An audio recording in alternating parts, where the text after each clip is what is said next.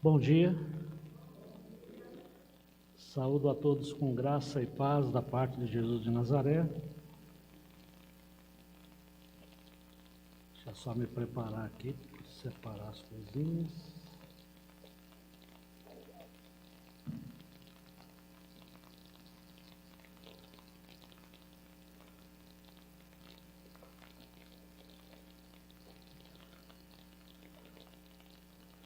Os irmãos que aqui estão, os heróis da resistência, vocês acabaram de receber aí um texto,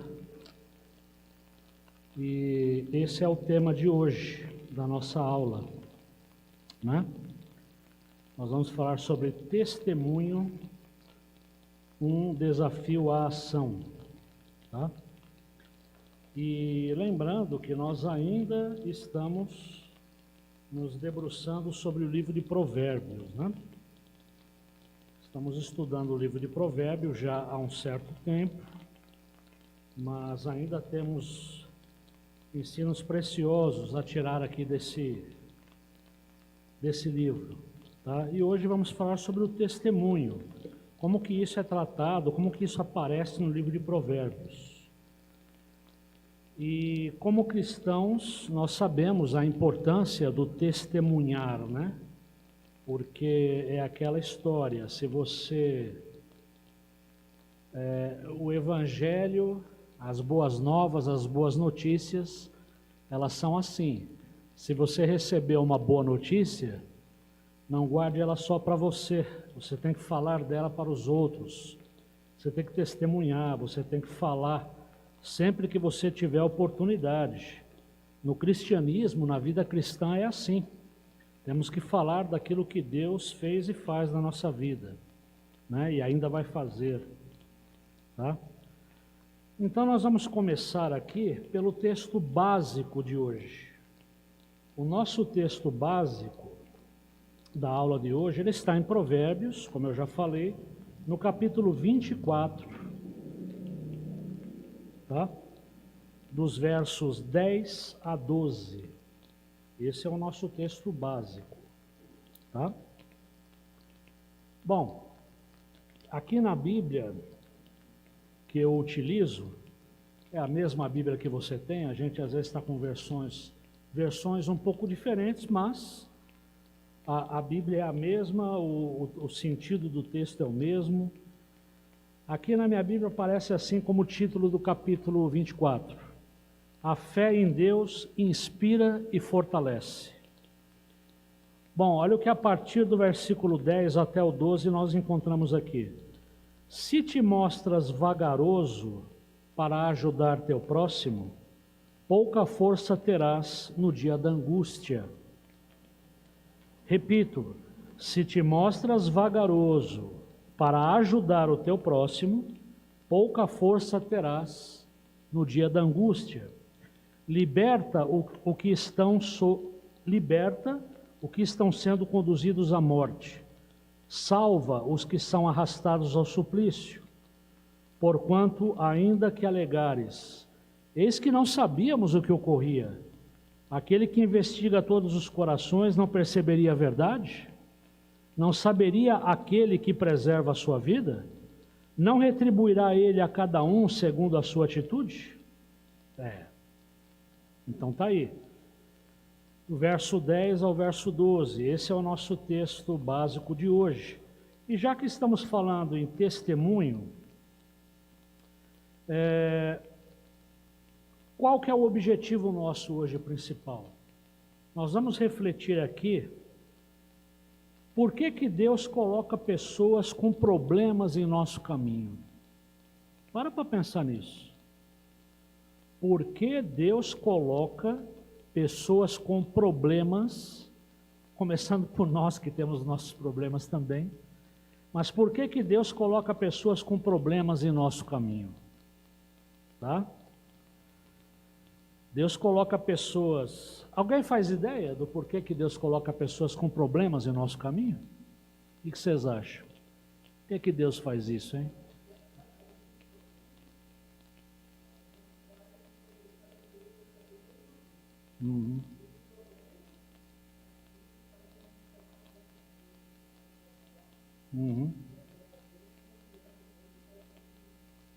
Interessante, a irmã Enelita colocou aqui uma fala. Eu estou citando você, porque às vezes o pessoal que está em casa não tem esse som aí, né? Quer dizer, não sei, né? Não tinha, né? Só se agora. Mas o que acontece? A irmã Enelita está falando assim que muitas vezes os problemas eles nos aproximam de Deus. Os problemas nos levam a buscar a Deus e ter uma maior dependência dele, é isso, irmã? É. Mas que mais que vocês colocariam? Por que será que Deus faz umas coisas estranhas, né? Por que Ele coloca pessoas com problemas no nosso caminho? Fala, irmã.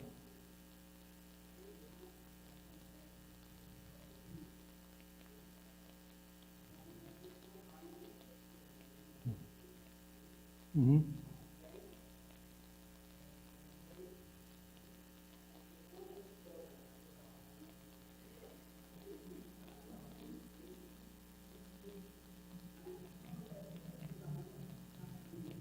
Ah, sim. Quando está mais perto, né? Isso. A irmã Nícia lembrou muito bem. Sim. A irmã Nícia lembrou muito bem aqui que também problemas que são colocados no nosso caminho, pessoas com problemas que Deus coloca no nosso caminho, também é uma oportunidade que Deus nos dá para o exercício da nossa fé. Sem fé é impossível agradar a Deus. Ela lembrou muito bem essa passagem da Bíblia. Mas eu diria para vocês aqui o seguinte, que Deus coloca pessoas em nosso caminho, e Deus coloca pessoas com problemas em nosso caminho, para que nós também sejamos o quê? Bênçãos na vida dessas pessoas. Para que nós testemunhemos do amor de Deus na vida dessas pessoas. Essa também é uma coisa que nós podemos lembrar aqui. Que sejamos bênçãos na vida daqueles que Deus coloca no nosso caminho. Tá? Temos que ser boas testemunhas de Cristo. Pode falar, irmã.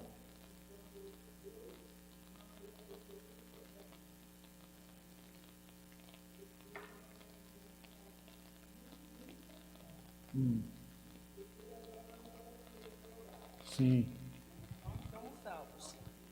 Nós não somos salvos pelas obras, Sim. mas por elas nós seremos provados, como certos alunos, todos os alunos na escola, eles têm uma prova a cumprir para no final do ano se eles vão ser aprovados ou não. Certo. E assim eu creio que a vida cristã também. Deus nos dá problemas para saber que nós vamos ser pacientes, se vamos ter um coração bondoso para ajudar alguém, Sim. se vamos estar sempre preparados para enfrentar os problemas quando vier a nós.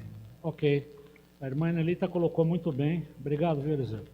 A irmã Anelita colocou muito bem que essa questão aí de, na nossa caminhada, aparecerem pessoas com problemas, dificuldades, que Deus coloca no nosso caminho, isso também é uma prova, né? A nossa fé. Como diz aqui, se te mostras vagaroso para ajudar o teu próximo, pouca força terás no dia da angústia. Então a nossa fé também é testada, ela é provada, né? É isso, tá certo? E nós estamos falando aqui de testemunho. Testemunho é o mesmo que depoimento, prova, declaração do que viu, ouviu ou conheceu. Isso é testemunho, tá? Você já foi chamado em juízo para ser testemunha de alguém? Alguma vez já aconteceu isso? Muitas pessoas já passaram por essa situação, né? Compareceram até ao tribunal para serem testemunhas de algum fato. Eu não fui exatamente testemunha, mas eu fui jurado. Trabalhei muitos anos no júri, né?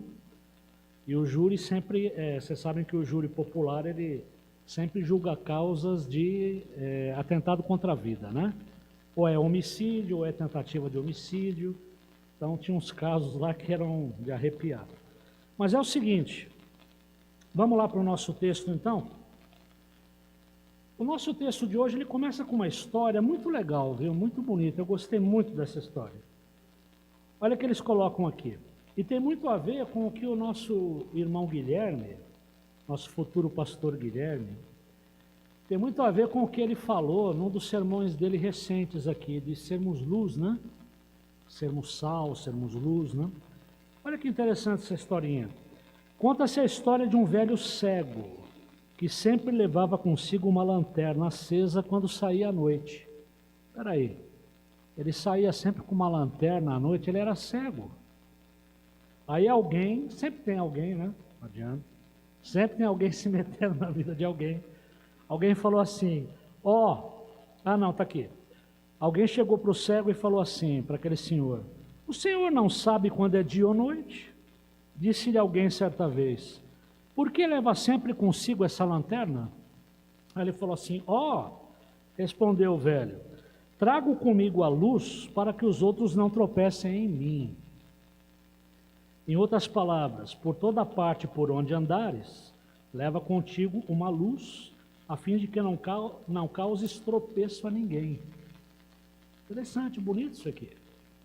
Ele era cego, ele não precisava andar com uma lanterna, mas ele andava porque ele falava, olha, eu não sei se é dia, se é noite, mas se eu sair à noite sem uma lanterna, eu vou ser motivo de tropeço para alguém vai esbarrar em mim. Alguém de repente não vai me ver. Então essa é a ideia, né? E isso serve para a nossa caminhada cristã. Por toda parte por onde andares, leva contigo uma luz. Seja você uma luz, a fim de não causar tropeço a ninguém. Temos que ser sal, temos que ser luz. Temos que testemunhar com as nossas palavras e as nossas ações. Tá? Olha o que ele diz agora, Provérbios 24, 1. Bom, eu fui aqui no texto base que é de 10 a 12. Mas vamos... Não, aqui eu acho que ele se enganou, hein? Sabe por quê? Provérbios 24, 1 diz assim, não tenhas inveja dos ímpios, tampouco queiras caminhar na companhia deles.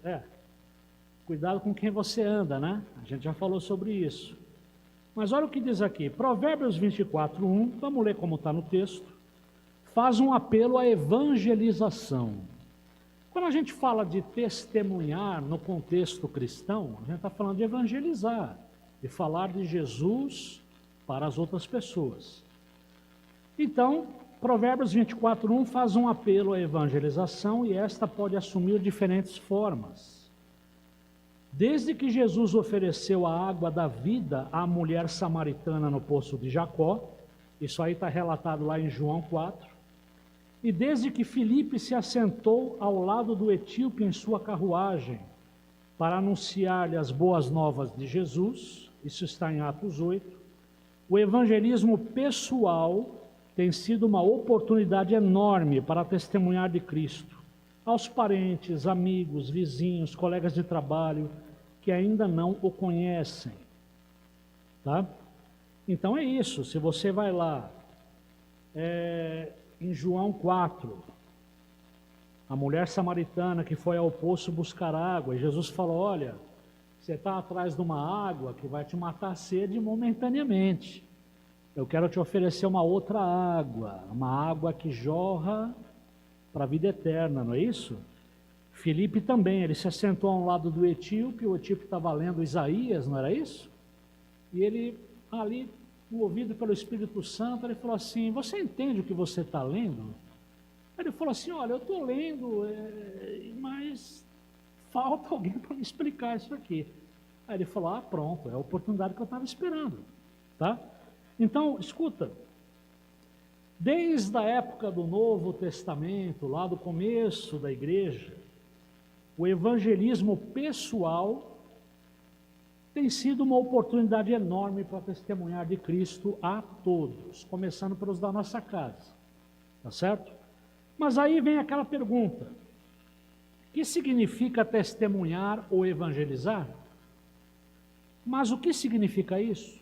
Já vimos aqui que testemunho é depoimento, prova, declaração do que a gente viu, ouviu, conheceu, tá? Agora vamos ver aqui do ponto de vista bíblico, como a gente trata essa questão. O que significa testemunhar ou evangelizar? O que significa testemunhar? Aí tem algumas frases aqui para a gente refletir um pouco e pensar nessa questão. Olha que legal isso aqui. A evangelização, à semelhança da caridade, começa em casa. Arthur Skevington Wood, né? A evangelização começa em casa, né? Não adianta também você querer sair aí pelo mundo ganhando almas para Cristo, se na tua casa as paredes estão ruindo, está caindo, né? Primeiro tem que começar, é em casa que você começa, né? Esse testemunhar. E isso leva tempo, né? Tá certo? Vou dar um exemplo aqui. A minha esposa, Sandra, ela foi a primeira a se converter na casa dela, né? E por muitos anos ela orou pela conversão dos pais, dos irmãos, né? Os pais dela se converteram, hoje estão aqui na igreja, são uma bênção. Meu sogro é diácono, né? Mas ela orou por cerca de 20 anos para a conversão deles, né? Tá certo? Às vezes a coisa não acontece no tempo que a gente deseja, né? A gente ora, fala, acho que isso aí realmente não vai acontecer. Mas Deus sabe o que Ele faz, né? E mesmo depois de 20, mais até de 20 anos, a oração foi atendida, glória a Deus, né? Olha aqui, D.T. Niles. Evangelização é um mendigo contando a outro onde encontrar pão. Interessante essa aqui, né? Evangelização é um mendigo contando a outro onde encontrar pão, né? A grande necessidade da igreja é ter um espírito de evangelização, não um esforço evangelístico temporário. Blanchard. Ele fala aqui que esse espírito de evangelização, esse espírito de testemunhar, ele não é uma coisa temporária, momentânea na vida da igreja. Isso aí é uma grande necessidade. Isso é a própria razão de ser da igreja, né? Não é isso? Vamos lá. Na segunda parte do nosso texto, segunda página, desculpa, temos uma citação do Billy Graham. Olha o que o Billy Graham falou sobre o testemunho. Billy Graham definiu assim: evangelizar é apresentar Jesus Cristo em toda a sua plenitude, de forma que as pessoas se sintam impelidas a tomar uma decisão, seja de aceitação ou de rejeição do evangelho que estamos apresentando. Precisamos lembrar da diferença que existe entre evangelização e conversão. E aí ele continua: o evangelho de Jesus Cristo exige o quê? Decisão. Tá? Guarde bem essa palavra, decisão. Ele não é meramente uma série de fatos aos quais uma pessoa pode prestar concordância intelectual. É um chamado para o indivíduo sair do seu pecado e da sua negligência de Deus, em arrependimento, e voltar-se para Cristo em fé, aceitando-o como Senhor e Salvador. Quando isso acontece, a pessoa experimenta conversão. Quando estamos evangelizando, Deus está em operação e o homem precisa responder, ou seja, precisa tomar uma decisão. Em Marcos 1,15, diz assim: o tempo está cumprido e o reino de Deus está próximo, arrependam-se e creiam no Evangelho. Mensagem de Jesus. Então o Billy Graham, ele é muito claro aqui, ele fala, olha, nós temos que evangelizar, temos que testemunhar, temos que falar de Jesus, apresentar Jesus às pessoas. Só que esse apresentar Jesus às pessoas, ele implica também, vai implicar num determinado momento, numa tomada de decisão. Quando a pessoa conhece Jesus, quando a pessoa entra em contato com a obra salvadora de Jesus, isso exige uma decisão. As pessoas são impelidas a tomar uma decisão, seja aceitando, seja rejeitando, e muitos rejeitam, tá? E ele fala aqui que Quando a gente prega o Evangelho de Jesus Cristo, isso não diz respeito apenas a uma concordância intelectual, né? De tudo aquilo que se falou. Tem muita gente que é assim, né? Tem gente, por exemplo, que se você fala da Bíblia, se você fala de Jesus, da obra salvadora de Jesus, a pessoa ela conhece tudo isso. Ela conhece essa história, ela conhece de cabo a rabo tudo isso que você está falando para ela. Ela tem uma concordância intelectual, é isso mesmo, é verdade. Só que de repente, para a pessoa, Jesus ele foi um grande homem de boa vontade que andou por aqui. Jesus foi uma espécie de guru, uma espécie de grande líder espiritual. Tem gente que acha que Jesus era um espírito mais elevado, né? Tá certo? A pessoa, ela até concorda intelectualmente com muita coisa, mas ela não crê em Jesus como Messias, como Filho de Deus, né? Para ela, Jesus é uma outra coisa, não é exatamente aquilo em que a gente acredita, tá certo? Uma vez eu vivi uma experiência assim, só relatando um fato aí, nada de... Eu estava na casa da minha sogra, e o cunhado da minha sogra, né, casado com a irmã dela, tia da Sandra, ele é espírita. Aí uma vez, eu estava quietinho no meu canto. Aí ele veio conversar comigo. Aí ele começou a querer falar do espiritismo, citando a Bíblia. Porque a Bíblia fala isso, a Bíblia fala aquilo, Jesus mandou isso, Jesus falou da caridade, Jesus e tal. Eu falei, certo? Eu não vou discordar de nada que você está falando, isso aí está na Bíblia mesmo.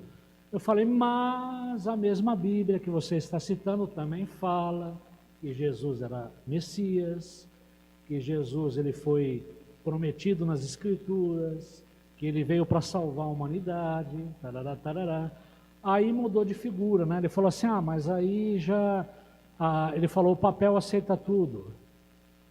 As Escrituras foram mudadas, as pessoas colocaram palavras na boca de Jesus e escreveram isso, mas a gente não sabe se foi Jesus que falou. Eu falei, então, esse é o problema. Eu falei, essa é a diferença. Vocês pegam a Bíblia, tiram algumas coisas de lá, que vai bater com a crença de vocês, né? Tiram muitas vezes até do contexto, um texto, tá certo? Mas não aceitam a Bíblia como um todo. Não aceitam ela como uma revelação de Deus. Ao passo que eu aceito que o que está na Bíblia é revelação de Deus. Você não pode pegar e falar assim, eu aceito uma coisa, eu aceito uma parte do que está na Bíblia e a outra parte eu rejeito, porque eu acho que foi inventado por quem escreveu. Ou você aceita ou você não aceita, né? E a gente aceita na integridade.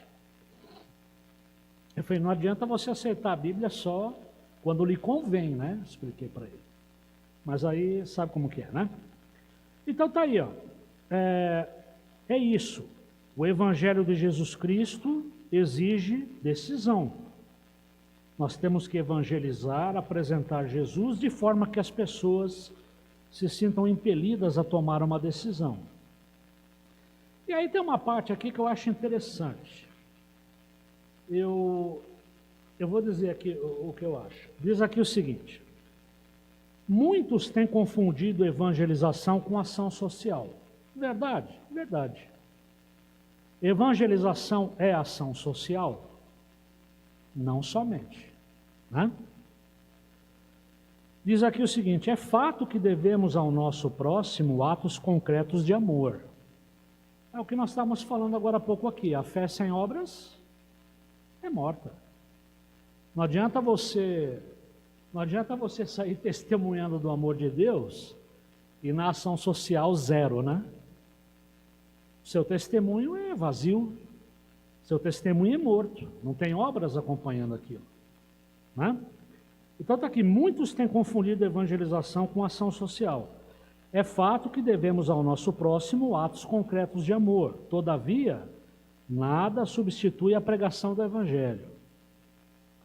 Há programas na TV que mobilizam as pessoas a ajudar vítimas e mostram como o ser humano se sente responsável por ajudar o próximo, independente das motivações. É verdade, mas isto não é evangelização.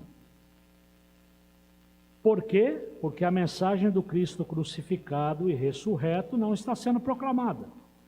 Cuidado com a evangelização que não apresenta a cruz de Cristo. É verdade isso aqui.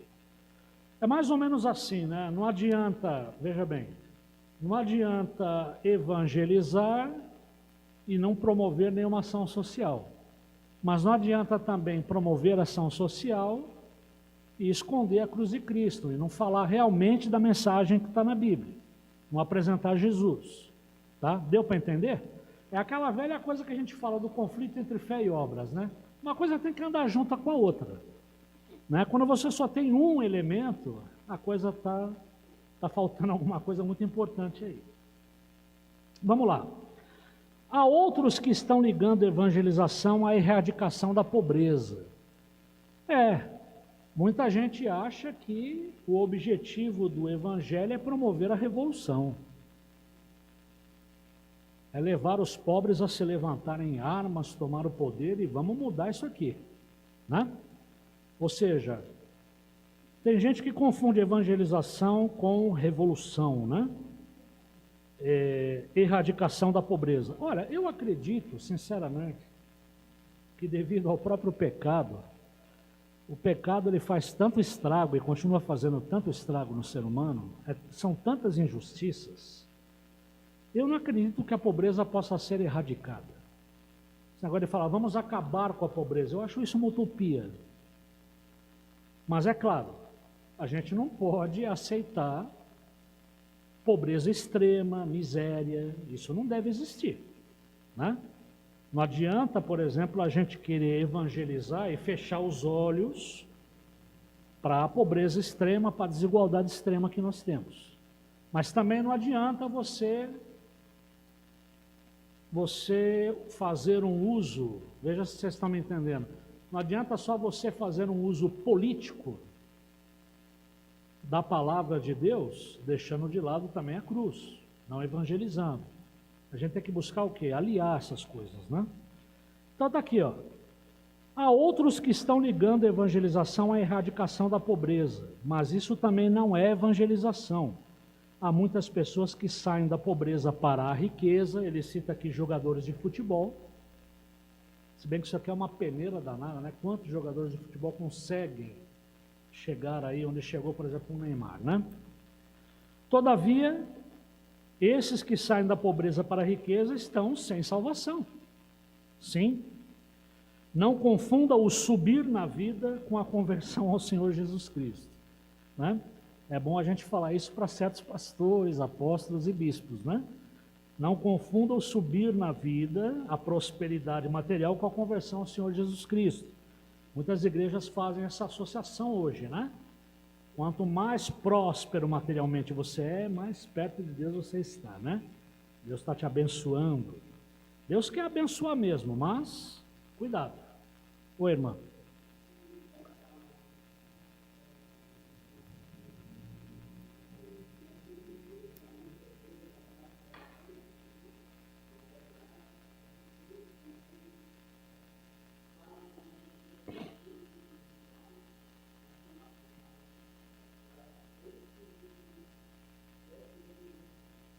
Sim.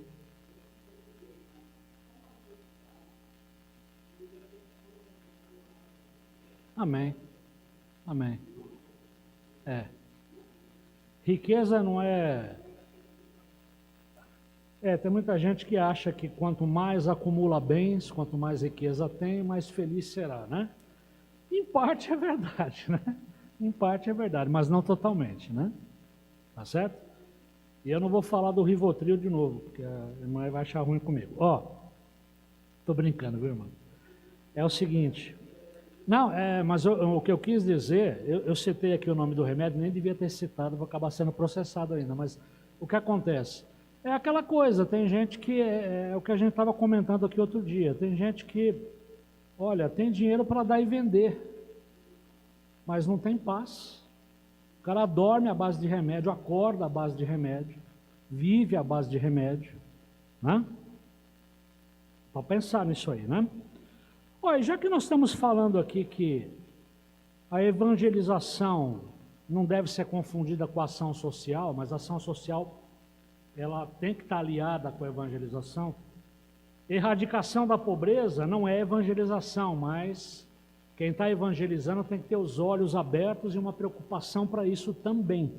Isso é a visão desse aqui que vos fala. Olha que coisa interessante, essa semana eu estava dando uma olhada num site, não sei se vocês conhecem aquela agência de notícias BBC Brasil. Eu gosto de consultar a BBC Brasil. Aí eu me deparei com uma matéria lá, olha que coisa interessante, como que é a vida, né? Como que o preconceito é estúpido. Como que o preconceito é estúpido. Já ouviram falar de Borges de Medeiros? Alguém já ouviu falar dele aqui? Borges de Medeiros. Sabe quem foi Borges de Medeiros? Foi o maior governador do Rio Grande do Sul. Ele foi governador do Rio Grande do Sul por 26 anos. E aquele detalhe, né? O Borges de Medeiros, quando ele não estava como governador, algum pupilo seu estava lá. Então ele estava por trás das cortinas mexendo os pauzinhos. Só para vocês terem uma ideia da importância desse governador, sabe quem foi um pupilo dele, que depois ingressou na política? Um desconhecido chamado Getúlio Vargas. Ele foi pupilo de Borges de Medeiros, né? E aí o que acontece? O Borges de Medeiros, no período em que esteve à frente do governo do Rio Grande do Sul, ele foi o principal incentivador do desenvolvimento daquela região da Serra Gaúcha, onde está Caxias do Sul, Bento Gonçalves, Garibaldi. Ele foi o principal incentivador do incentivo à ocupação e ao desenvolvimento econômico daquela região, principalmente com a uva, o vinho, a madeira, né? Aquela coisa toda, tá certo? E veja só, aliás, a grande parte daquela região foi ocupada pelos italianos, né? Porque aquela região da Serra Gaúcha, ela ficava a 300 metros acima do nível do mar, uma região de difícil colonização, difícil exploração. Os alemães e suíços já tinham ocupado a região mais baixa, perto do vale. Então a italianada teve que subir a serra e, né? Aquilo realmente foi uma epopeia. Mas veja bem,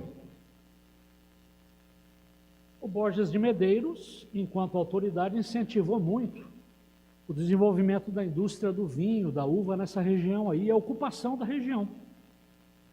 Aí eu fui ler a história do Borges de Medeiros, adivinha?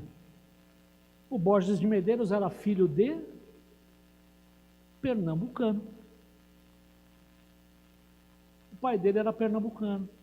Borges de Medeiros, ele estudou Direito na faculdade aqui do Largo São Francisco, em São Paulo. Por questões econômicas, ele terminou os estudos em Recife e depois veio para o Sul. Sabe por que eu estou falando tudo isso? Vocês já devem saber por que eu estou falando tudo isso, né? Recentemente agora, nós nos deparamos com uma notícia de trabalhadores oriundos da Bahia, que estavam lá na região do vinho, no Rio Grande do Sul, tá certo? No Vale dos Vinhedos ali, região belíssima, aquela região, eu já conheci ali. Mas o que acontece? Eles estavam submetidos a condições de trabalho análogas à escravidão. Negócio horrível. É claro que isso não acontece só no Rio Grande do Sul, isso acontece pelo Brasil inteiro, tá certo? Mas isso aí foi denunciado. Aí, claro, né? Hoje em dia, qualquer noticiazinha, com a internet, atropelou uma vaca na China, pronto, a gente já está sabendo em 5 minutos, né? Então, o que acontece? Aí a coisa repercutiu, né? Aí tem um vereador de Caxias do Sul que tomou a palavra na tribuna e acabou com os nordestinos, né? Falou um monte de bobagem, tá certo? E aí você vai ver o principal governador que incentivou o desenvolvimento do Rio Grande do Sul, o pai era pernambucano, o pai era nordestino. Está vendo como que o preconceito Complicado esse negócio de preconceito, né? Por isso que na Bíblia já aparece aquela passagem, né? A carta de Paulo a Filemon, né? Não há judeu nem grego, não há escravo nem livre, todos somos um em Cristo Jesus, né? Para o povo de Deus tem que ser assim, né? Não tem essa de, olha, ele é gaúcho, ele é nordestino, ele é baiano. Não. Não há escravo nem livre, não há baiano nem gaúcho, não há, entendeu? É isso. O preconceito, a gente falou dele, né? No estudo passado, ele não leva a nada. O preconceito é sinônimo de carnalidade. E a carne milita contra o espírito. A gente não pode dar lugar a isso. Tá bom? Na hora que eu li essa matéria sobre o Borges de Medeiros, eu falei, olha só. O pai dele era nordestino. Estranho, né? Vamos lá. Razões para testemunhar. Temos mais aqui algumas frases para meditar um pouco. Olha o que ele diz aqui. A evangelização não é uma atividade para as horas vagas. Thomas Cosmeides. Mais uma, Robert Coleman. Quando o nosso coração está cheio da presença de Cristo, a evangelização é tão inevitável quanto contagiante. Anônimo, agora tem uma frase anônima. A igreja não é um clube de iates, mas uma frota de barcos de pesca. Gostei desse aqui. A igreja não é um clube de iates, mas uma frota de barcos de pesca. Uma última frase, Mary Wood. É impossível salvar uma vida do incêndio. É impossível salvar uma vida do incêndio, evitar o ardor do fogo. Não dá para você salvar uma vida que está no incêndio sem se queimar um pouco, né? Tá certo? Você vai sair chamuscado, tá bom? E aí ele diz aqui, ó. Bill Bright, fundador da Cruzada Estudantil e Profissional para Cristo, escreve um livro intitulado Testemunhando Sem Medo.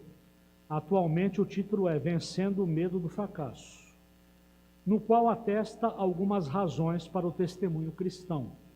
Então, ele tendo como base o livro aqui do Bill Bright, Vencendo o Medo do Fracasso, ele vai atestar algumas razões para o testemunho cristão, tá? Antes de entrar nessa parte, que nós já estamos encerrando por hoje, vocês falaram do Dia Internacional da Mulher, e vocês falaram também da Rainha Esther, né? Nosso irmão Guilherme citou ela aí. E eu tenho aqui um comentário do livrinho de Provérbios, falando exatamente sobre isso. E eu quero compartilhar com vocês. Aqui, Provérbios 24:10, diz o seguinte, está numa versão um pouquinho diferente daquela que eu li, né? Aqui, a que eu li está aqui, ó. Se te mostras vagaroso para ajudar o teu próximo, pouca força terás no dia da angústia. Aqui no livrinho aparece assim, se você vacilar no momento da dificuldade, sua força será pequena. E aí ele vai citar, a Rainha Esther. Ele diz assim, ó, texto curtinho, tá? A Bíblia conta a história de Esther, uma mulher judia que se tornou rainha da Pérsia, ao ser esposada pelo rei Xerxes.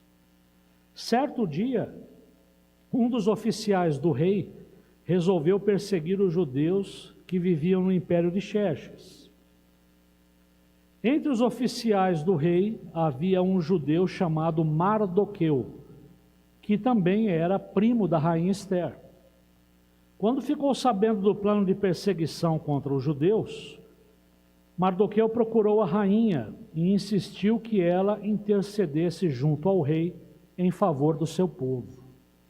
As palavras de Mardoqueu para a rainha Esther foram as seguintes. Isso está em Esther 4, de 13 a 14. Não pense que por estar no palácio, você escapará quando todos os outros judeus forem mortos. Ele falou para ela, cuidado, não esquece que você também é judia. Se ficar calada num momento como este, alívio e livramento virão de outra parte para os judeus. mas você e seus parentes morrerão. Ele quis dizer, olha, Deus vai dar algum alívio, Deus vai dar algum livramento, mesmo que não seja por você. Quem sabe não foi justamente para uma ocasião como esta que você chegou à posição de rainha? Mardoqueu foi lá e falou para ela, ó, é hora de você agir. O povo precisa de você. Vai lá interceder junto ao Xerxes, né? Aí ele fala aqui o seguinte, a omissão no dia da angústia é um ato de covardia. A recusa em ajudar o amigo isola o omisso, que cedo ou tarde também precisará de ajuda, mas não terá quem o socorra. É nos dias de dificuldade e adversidade, quando nossos privilégios são colocados em risco, que sabemos se de fato somos fortes ou fracos. Pessoas grandes se arriscam em defesa da justiça e em socorro dos injustiçados e necessitados. Então está aqui, ele está falando aqui da rainha Esther, dessa história linda que a Bíblia conta, dessa mulher que nos deixou um exemplo de vida, de caminhar com Deus, como tantas outras mulheres da Bíblia. Guilherme já citou isso, mas ele fala aqui sobre a omissão, né? Cuidado com a omissão. Ele fala, a omissão no dia da angústia é um ato de covardia. Então é aquela coisa, se você pode agir, né? Se você se encontra diante de uma situação em que você precisa agir, não fique omisso. Não faça que não é com você, né? Se você está se omitindo hoje, amanhã pode ser com você e alguém também vai ser omisso com você, tá? Então, cuidado com a omissão no dia da angústia, tá? Ele fala, é nos dias de dificuldade e adversidade que sabemos se de fato somos fortes ou fracos. Tá certo? Então tá aí. É importante isso, né? E já que nós estamos falando de testemunho, eu tinha separado duas passagens aqui, e eu acabei não lendo, mas eu quero compartilhar com vocês. Em Atos, capítulo 4, nós temos aqui o seguinte, no verso 10, né? Está aqui, Pedro e João levados ao Sinédrio. Lembra o que era o Sinédrio? O Sinédrio era um tribunal, uma espécie de alto conselho, né? Formado pelos anciãos, pelos doutores da lei. O Sinédrio julgava as principais causas do povo, né? Tá certo? Pedro e João estavam testemunhando de Jesus, isso estava provocando um tumulto, e lá vão eles sendo levados ao Sinédrio, né? E aí, olha o que diz aqui, ó.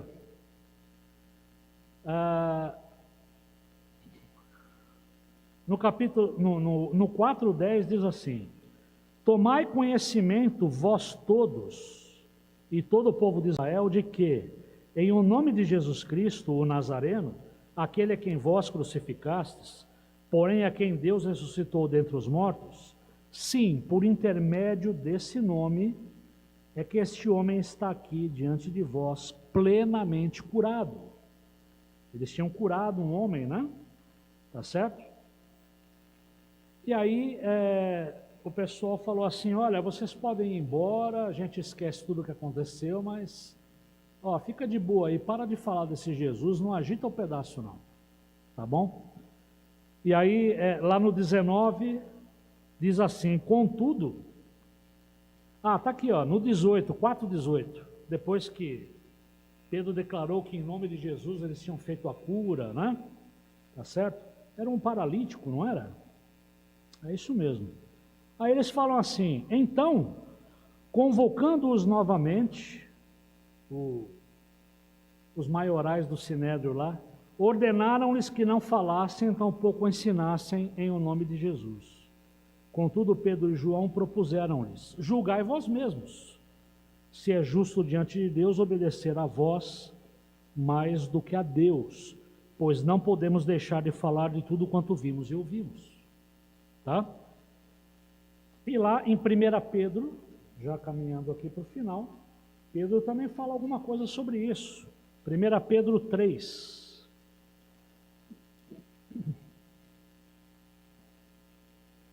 Vamos lá, 1 Pedro 3,15.